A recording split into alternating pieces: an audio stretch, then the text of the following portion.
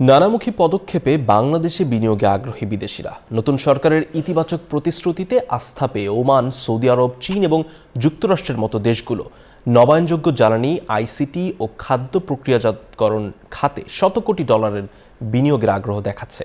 অর্থনীতিবিদদের মতে এই বিদেশি বিনিয়োগে অর্থনীতির গতি ত্বরান্বিত হবে।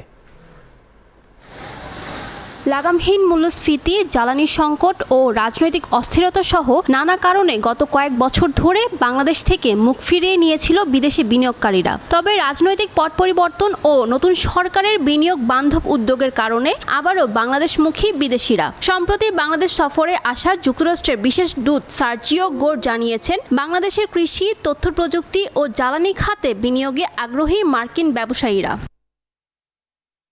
চট্টগ্রামের চায়না অর্থনৈতিক অঞ্চলেরও যাত্রা শুরু হয়েছে এরই মধ্যে। এর বাইরে ওমান, সৌদি আরব, মালয়েশিয়ার মতো দেশও বিনিয়োগ নিয়ে আসতে চায় বাংলাদেশে। ইকোনমিক জোন এগুলোর তো বেশ কিছু অলরেডি আছে, যেগুলো আরও ভালোভাবে চালু করা, এগুলোতে অবকাঠামো দেয়া, এগুলোর কথা বলা হচ্ছে। কিছু কিছু নীতিমালা গ্রহণ করা হচ্ছে, সিঙ্গেল উইন্ডো, তারপরে লজিস্টিক্স পলিসির বাস্তবায়ন, এগুলোতেও তারা আগ্রহী হচ্ছে না। কিন্তু বিদেশি এসব বিনিয়োগের জন্য কতটা প্রস্তুত বাংলাদেশ? স্থানীয় ব্যবসায়ীরা বলছেন, জ্বালানির সংকট এই মুহূর্তে দেশে বিনিয়োগের সবচেয়ে বড় বাধা। গ্যাসের অভাবে শিল্পের উৎপাদন নেমে এসেছে অর্ধেকে।